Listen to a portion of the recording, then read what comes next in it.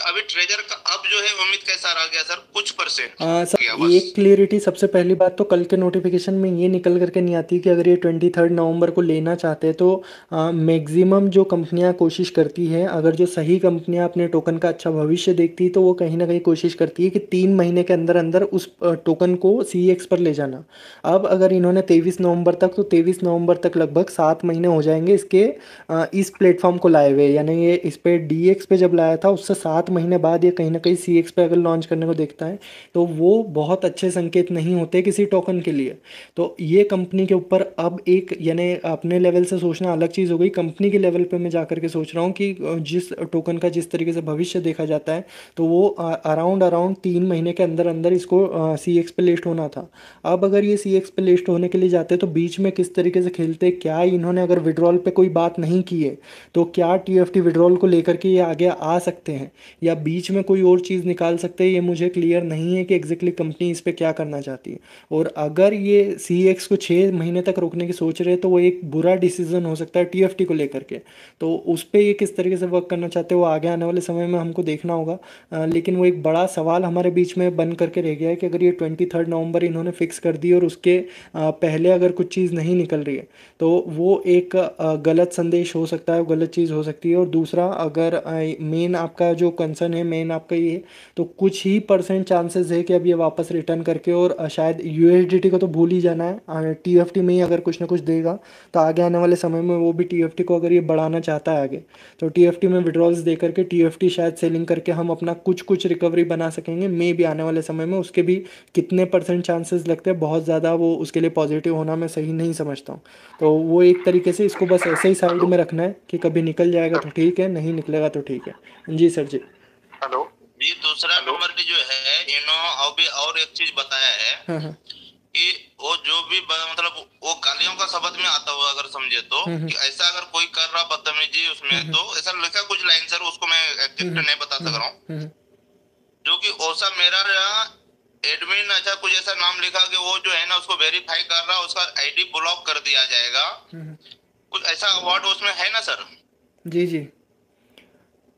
तो वो उसका रीजन क्या है सर, मतलब उसका मतलब मीनिंग मैं नहीं समझ पाया, वो क्या बोलना चाह रहा है उस सर चीज का, वो क्योंकि ये बात एग्जैक्टली मैं कब से आपसे बात करना सोच जी रहा जी। था मैं इस चीज के लिए। सर वो बात वहाँ से निकल करके आई थी जो TFT बाहर से लेकर के आ रहे थे और प्लेटफॉर्म पर लेकर के जा रहे थे और उसको स्वैप करके और USDT में विड्रॉल लगाने जा रहे थे, तो उसको आर्बिट्रेज जो मेलिशियस एक्टिविटीज़ जो भी उन चीज़ों को उसके लिए लिखा गया है था वो।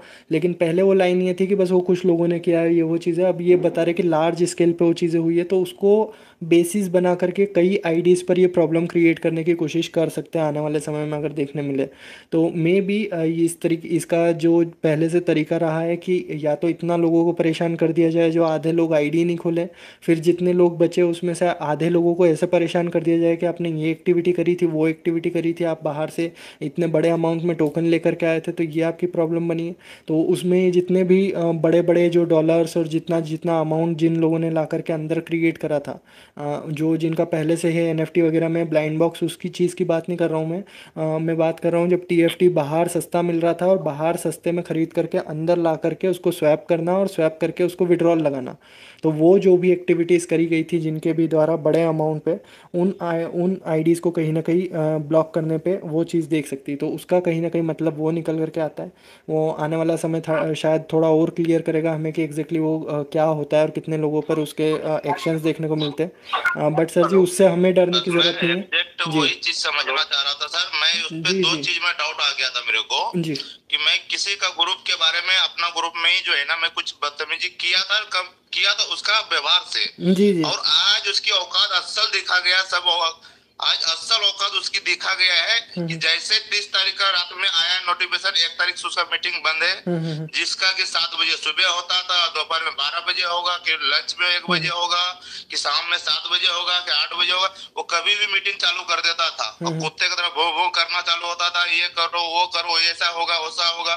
तो उसके बारे में हम कुछ बोले थे हम्म आपसे, हम्म जो कि वो दिन में कुछ रूप बदलता है, शाम में कुछ और हम्म रूप बदलता हम्म है बोल के, ऐसा मैं उसको गालियों से बात किया था, थोड़ा उल्टा हम्म पुल्टा। तो मैं सोचा कहीं मेरे ऊपर तो कोई इफेक्ट नहीं नहीं आ नहीं रहा? नहीं सर, उन चीज़ों का उस पे उससे कोई डायरेक्टली रिलेशन नहीं है। वो सिर्फ और सिर्फ वो उस चीज़ तक है जो कि कंपनी के साथ में अगर वो चीज़ें गलत हुई थी तो उन चीज़ों को लिख करके बोला है। लेकिन उसका कोई मतलब नहीं पड़ेगा, उसका कोई फ़र्क नहीं पड़ेगा उन यूज़र्स पर जो बाहर से बड़ा TFT अंदर लेकर के नहीं गए। यानी आपने अगर अपना 3,000 4,000 जो भी लिमिट थी, अगर उतने तक लेकर के गए या इवन 4-4 हज़ार के ले जा करके अंदर स्टेक भी लगाई थी तो भी आप प्रॉब्लम में नहीं है। वो प्रॉब्लम्स उन पे नज़र आएगी जो बड़े TFT लेकर के अंदर गए थे, स्वैप करा था, डॉलर बनाया था और डॉलर लगाते ही विड्रॉल बनाया था। उन लोगों के ऊपर कहीं ना कहीं वो परेशानी देखने मिल सकती है, मेलिशियस एक्टिविटीज़ उसके अंडर में आती है। अदरवाइज़ और कोई प्रॉब्लम और कोई टेंशन लेने की ज़रूरत नहीं है। जी।